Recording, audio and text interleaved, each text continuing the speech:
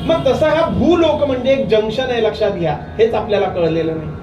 हे जंक्शन म्हणजे काय? तर या ठिकाणाहून जीवाला स्वर्गलोकाकडे जाण्याचा मार्ग आहे, या ठिकाणाहून जीवाला ईश्वर प्राप्ती करण्याचा मार्ग आहे, या ठिकाणाहून जीवाला नरकलोकाकडे जाण्याचा मार्ग आहे, या ठिकाणाहून जीवाला पाताळामध्ये जाण्याचा मार्ग आहे. मग आता मार्गात कोणत्या गाडीत बसायचं? सगळ्या गाड्या या स्टेशनवर लागलेल्या आहेत. स्वर्गात जायचंय ती गाडी लागली आहे, नरकात जायचंय ती पण गाडी लागली आहे, वाटच पाहत आहे तुमची. ईश्वराकडे जायचंय ती पण गाडी लागलेली आहे. पण कोणत्या गाडीत बसायचं या जंक्शन वरून हे आपण ठरवायचं. बरोबर आहे ना? म्हणून या भूलोकीला जंक्शन म्हटलंय, कारण इथून सगळीकडे जाणाऱ्या गाड्या आहेत. कोणती गाडी धरायची हे त्या जीवाचा प्रश्न आहे. हे त्यांनी ठरवायचं की कोणत्या गाडीत आपण बसायचं.